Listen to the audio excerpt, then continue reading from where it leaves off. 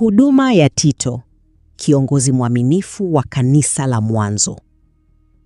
Tito alikuwa mmoja wa watumishi muhimu sana katika kanisa la kwanza, ingawa jina lake halitajwi sana kama la mitume wengine. Alikuwa Mmataifa, si Myahudi, lakini alipokea wokovu kupitia Injili ya Yesu Kristo na kuwa mwanafunzi wa karibu sana wa Mtume Paulo.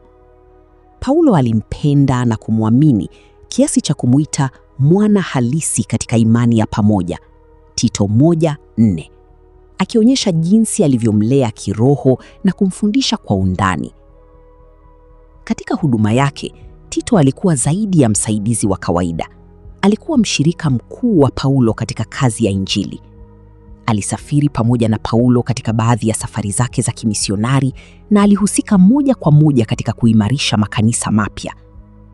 Moja ya matukio muhimu ni pale alipokwenda Yerusalemu pamoja na Paulo, Wagalatia 2:1-3, ambapo alisimama kama ushahidi kwamba wokovu hauhitaji mtu kuwa Myahudi kwanza. Hii ilimfanya kuwa mfano wa wazi wa neema ya Mungu kwa mataifa. Huduma ya Tito ilionekana zaidi pale alipokuwa akitumwa kushughulikia changamoto za makanisa. Kanisa la Korintho lilikuwa na migogoro mingi, lakini Paulo alimchagua Tito kwenda kulirekebisha. Tito alifanya kazi hiyo kwa hekima na upendo, na matokeo yake yalikuwa mazuri sana kiasi kwamba Paulo alifurahi sana aliposikia taarifa zake. Wakorintho wa pili 7:6-7, 13-14. Hii inaonyesha Tito alikuwa mtu mwenye busara, uvumilivu na uwezo wa kuleta amani. Kilele cha huduma ya Tito kinaonekana pale alipowekwa katika kisiwa cha Krete.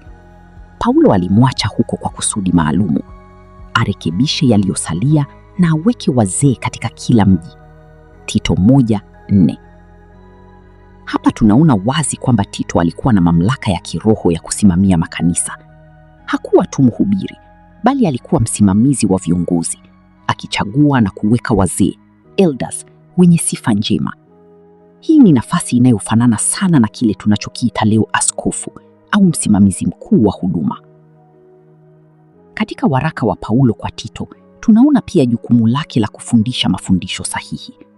Aliagizwa kufundisha wazee wawe na imani thabiti, wanawake wawe na mwenendo